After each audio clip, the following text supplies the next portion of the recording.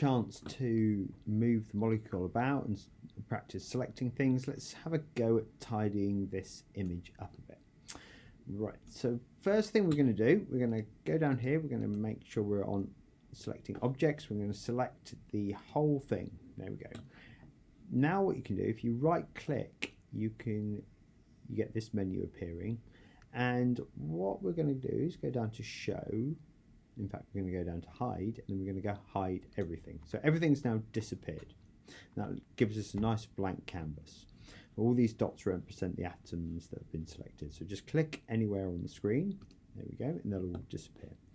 Now I'd like you to go down to chain here. So now we're selecting chain, and when we click on the anywhere on the amino acid sequence up here, it now selects just the amino acid chains, and you can see here that none of those other molecules, the waters, the other ligands, etc., are selected. Right, now if we go up to here again, right click and go show, we can show cartoon, and just the protein backbone is now shown. So nice clean image. Right, now we want a little bit more on there than that. We want, for example, the retinol. So that's really important for bacteriorhodopsin, so that's something we're going to highlight. So you can go down to residues. Yeah, residues actually allows you to select individual amino acids, like so, but also individual other molecules, such as the ligands. So we're going to click on ret. Now we've got these molecules, these atoms highlighted in the middle. We want to show those somehow, so we're going to go right click and show, and let's make them in spheres. There we go. So now we've got these green spheres in the middle. Now I'm not quite so keen on showing molecules as green, so let's make them, let's change the color. So we go right click again, go to color, let's go to by element and select something typical, so the carbons as sort of black or grey. There we go. Right, so now we've got all the carbons shown there. Now retinol is entirely yeah, there we go. Right, so that's it there.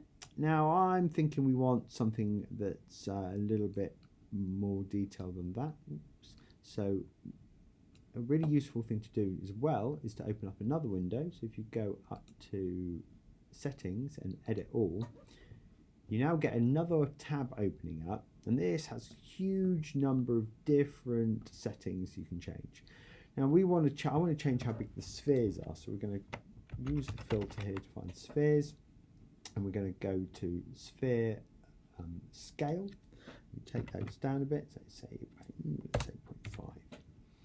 Okay, and now you see your spheres are much smaller. Oh, I think actually maybe we want them a little smaller than that even, so let's take them to 0.3. Okay, now we've got the spheres shown in 0.3, but they're not connected up at all, so we can go up here, right click, and show the licorice model, and now they're connected up. So there you go, they're all your carbons of the retinol floating around in the middle of the molecule. Right, now I think we want to bring in some of the other ligands. So now what you can do is click on those, and just click on them and they stay selected. You show all them. Let's do the same for them. So we right click, we show, we go to licorice, and we go right click and show and spheres, and they're there all as well, but then we'll make sure they're coloured the same way. So colour by element, and it was that one there, wasn't it? Oh, there we go. Right. And now we can see we've got some oxygens and so on up there as well. Right, now we can see where the proteins are, the protein is, and we can see all these other molecules that are associated with the protein. Now in this case, these are all various lipids and lipid chains that were all part of the all resolved during the crystal structure. Right, so have a bit of a play around with them. Maybe you want to change the colours a bit more. Maybe you don't like those. Come up with the colour schemes you like. Fiddle around with that. Maybe you want to change the colours of the protein. Okay, again, you can go there. You can go to colour, and you've got all sorts of things. For example, you can have a spectrum, so you can see where the chain flows more easily. Or actually, one I quite like is you go again colour and then show SS. So that's secondary structure. So that's particularly useful because now you can. Oops. Try again. Select chain. Right. Click. Show colour, secondary structure. There we go.